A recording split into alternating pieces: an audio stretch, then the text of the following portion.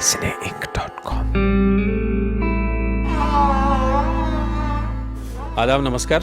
Radio मंजिल में मेरा नाम परवेज़ आलम है और इस वक्त मेरे साथ हिंदुस्तान के मशहूर और मारूफ शायर राजेश रेड्डी साहब मौजूद हैं और ये ताज जो होटल है यहाँ बकिंगम गेट में लंदन में, हम वहाँ एक छोटे से रेस्टोरेंट में बैठे हैं और उनके साथ में ये गुफ्तगू मैं कुछ रिकॉर्ड करना चाहता हूँ। राजेश जी, आपका लंदन का ट्रिप किस सिलसिले में था? लंदन मेरा आना दरअसल एक कलम सीरीज़ है प्रभा खेतान फाउंडेशन की, हिंदुस्तान की।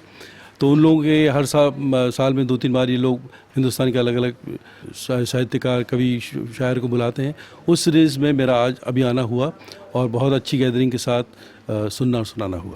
जी, ऐसा होता है ना कि मुझे हमेशा से ये लगता है कि अगर शायर है तो फिर शायर से कलाम सुना जाए, फिल्मकार है तो उससे फिल्मों की बातें की जाएं, और जो भी हमारा सुनने वाला है या अगर टेलीविज़न पे है देखने वाला है वो बहुत तकलीफ़ में होता है जब हम दूसरी तरह की बातें करने लगते हैं। आपकी शायरी ने यहाँ लंदन में ख़ासी हलचल मचाई, बहुत लोगों को पसंद आए। मैं चाहता हूँ कि कुछ अशार, पहले तो एक दो, जैसे ख़ास तौर पे अभी एक शेर जो मैंने सुना आपसे वो सर कलम करने वाला है। गज़ल यूँ है, जाने कितनी उड़ान बाकी है, जाने कितनी उड़ान बाकी, जाने कितनी उड़ान बाकी है, इस परिंदे में जान बाकी है। जाने कितनी उड़ान बाकी है, इस परिंदे में जान बाकी है। जितनी बंटनी थी बंट चुकी ये ज़मीन, जितनी बंटनी थी बंट चुकी ये ज़मीन, अब तो बस आसमान बाकी है। जितनी बंटनी थी बंट चुकी ये ज़मीन, अब तो बस आसमान बाकी है। और इसी सिलसिले का शेर, अब वो दुनिया अजीब लगती है, अब वो दुनिया अजीब, अब वो दुनिया अजीब लगती है, जिसमें अमनो अमान बाकी है। क्या बात है, वाह। अब वो दुनिया अजीब लगती है जिसमें अमनो अमान बाकी है। और शेर, इम्तिहान से गुज़र के क्या देखा, इम्तिहान से गुज़र के क्या देखा, इम्तिहान से गुज़र के क्या देखा, एक नया इम्तिहान बाकी है। वाह वाह वाह। इम्तिहान से गुज़र के क्या देखा, एक नया इम्तिहान बाकी है। और एक खास शेर जो आपकी मोहब्बतों का बना कि सर कलम होंगे कल यहाँ उनके, सर कलम होंगे कल यहाँ उनके, सर कलम होंगे कल यहाँ उनके, जिनके मुंह में ज़ुबान बाकी है। वाह। सर कलम होंगे कल यहाँ उनके, जिनके मुंह में ज़ुबान बाकी है। जाने कितनी उड़ान बाकी है, इस परिंदे में जान बाकी है। बहुत उम्दा, क्या बात है, वाह वाह वाह। कुछ और अशार, और मैं ख़ास तौर पे जो एक एहतजाजी शायरी कहते हैं उसके जो बड़े सटल रंग हैं वो मुझे देखने को मिले आपके अशार में। शाम को जिस वक्त खाली हाथ घर जाता हूँ मैं, शाम को जिस वक्त, हम अच्छे दिनों की बात करें और ये शेर है कि शाम को जिस वक्त खाली हाथ घर जाता हूँ मैं, मुस्कुरा देते हैं बच्चे और मर जाता हूँ मैं। वाह वाह वाह। शाम को जिस वक्त खाली हाथ घर जाता हूँ मैं, मुस्कुरा देते हैं बच्चे और मर जाता हूँ मैं। और इस शेर के, किसी दिन जिंदगानी में करिश्मा क्यों नहीं होता, किसी दिन जिंदगानी में करिश्मा क्यों नहीं होता, वाह। किसी दिन जिंदगानी में करिश्मा क्यों नहीं होता, मैं हर दिन जाग तो जाता हूँ जिंदा क्यों नहीं होता। वाह वाह वाह वाह। किसी दिन जिंदगानी में करिश्मा क्यों नहीं होता, मैं हर दिन जाग तो जाता हूँ जिंदा क्यों नहीं होता।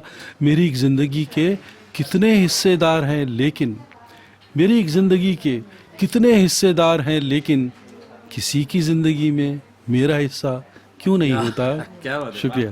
वाह वाह। मेरी एक ज़िंदगी के कितने हिस्सेदार हैं लेकिन, किसी की ज़िंदगी में मेरा हिस्सा क्यों नहीं होता। बहुत उम्दा, शुक्रिया। वाह। तो ये सिलसिला जारी रहे सब। मैं आपके और जो आपका सुनने वाला है उसके दरमियान नहीं आना चाहता। मुझे लगता है कि शायर है और शायरी के अलावा और कोई बात ना हो। एक और गज़ल के 2-3 शेर के, इरशाद।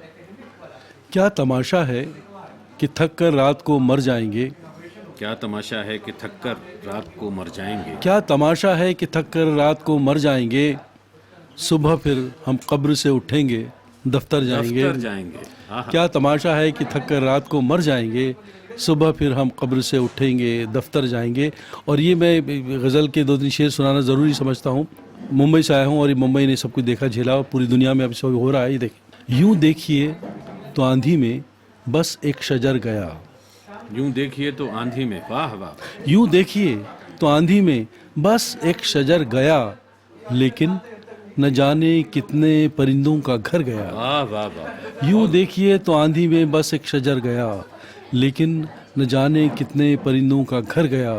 और ये शेर अलग सा कि जैसे गलत पते पे चला आए कोई शख्स, आहा, जैसे गलत पते पे चला आए कोई शख्स, सुख ऐसे मेरे दर पे रुका और गुजर गया। और गुजर गया, वाह वाह। जैसे गलत पते पे चला आए कोई शख्स, सुख ऐसे मेरे दर पे रुका और गुजर गया।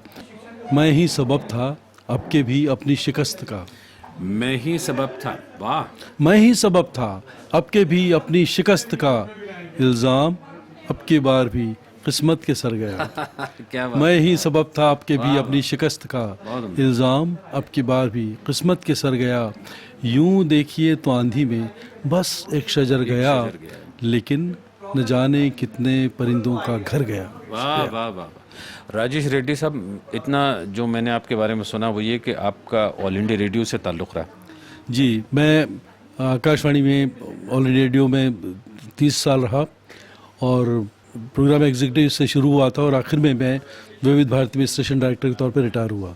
और ये शायरी का सिलसिला कब से शुरू हो गया था? शायरी का सिलसिला कॉलेज टाइम से ही शुरू हो गया था और जो धीरे धीरे बढ़ते बढ़ते साल 2 साल बाद ही मैं बाकायदा जो शौक़ था वो जुनून बना और फिर मैं गज़ल का हुआ, गज़ल मेरी हुई, ऐसा मुझे। अरे गज़ल आपकी बिल्कुल हो गई, ये तो पक्की बात है, तयशुदा बात है।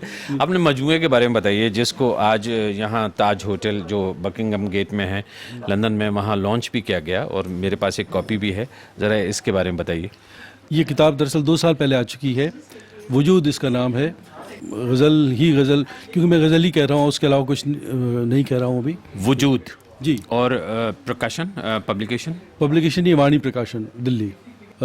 इसका बहुत अच्छा रिस्पांस सब जगह से मिलता रहा है।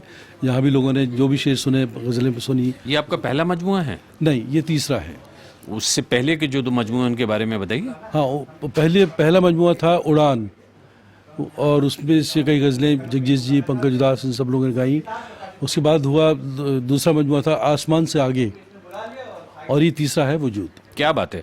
आपने जगजीत सिंह का जिक्र किया, कौन सी गज़लें उन्होंने गाई हैं, ज़रा इशारा कीजिए। जी, एक तो ये है जो आखिर गज़ल उनकी गाई हुई है कि घर से निकले थे हौसला करके, घर से निकले थे हौसला करके, लौट आए खुदा खुदा करके। वाह वाह वाह। घर से निकले थे हौसला करके, लौट आए खुदा खुदा करके। ज़िंदगी तो कभी नहीं आई, ज़िंदगी तो कभी नहीं आई, मौत आई ज़रा ज़रा करके। क्या बात है। ज़िंदगी तो कभी नहीं आई, मौत आई ज़रा ज़रा करके। और ये एक और गज़ल ये कि ज़िंदगी तूने लहू लेके दिया कुछ भी नहीं, जिंदगी तूने लहू लेके दिया कुछ भी नहीं। क्या ज़िंदगी तूने लहू लेके दिया कुछ भी नहीं, तेरे दामन में मेरे वास्ते क्या कुछ भी नहीं।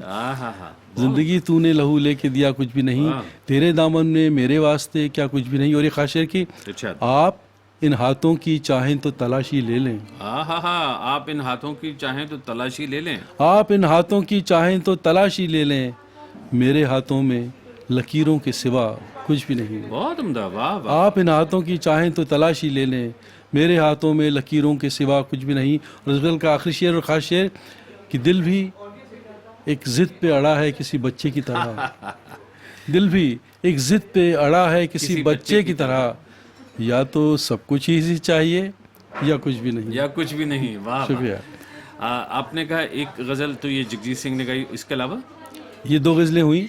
एक और गज़ल जो बहुत पहली गज़ल वही थी कि ये जो ज़िंदगी की किताब है, ये किताब भी क्या किताब है, ये किताब भी क्या किताब है। वाह वाह। ये जो ज़िंदगी की किताब है, ये किताब भी क्या किताब है, कहीं एक हसीन सा ख्वाब है, कहीं जानलेवा अज़ाब है, कहीं जानलेवा अज़ाब। ये जो ज़िंदगी की किताब है, ये किताब भी क्या किताब है। ये जगजीत जी ने गाई। जी।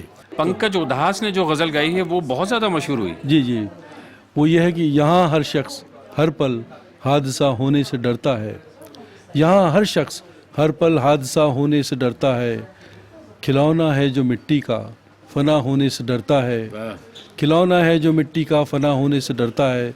मेरे दिल के किसी कोने में एक मासूम सा बच्चा, मेरे दिल के किसी कोने में एक मासूम सा बच्चा बड़ों की देखकर दुनिया बड़ा होने से डरता है। वाह वाह वाह, शुक्रिया। क्या बात है, वाह वाह वाह, बहुत उम्दा। राजेश रेड्डी साहब, क्योंकि यहाँ इस वक्त ना आपके पास में ज़्यादा वक्त है ना यहाँ रेस्टोरेंट वालों के पास में कि वो हमें शायरी की इजाज़त दें, लेकिन ये कि आपसे इंशाल्लाह कभी एक लंबी गुफ्तगू होगी। बहुत बहुत शुक्रिया आपका। बहुत बहुत शुक्रिया, बहुत बहुत शुक्रिया परवेज़ भाई, और दुआएं बहुत बहुत।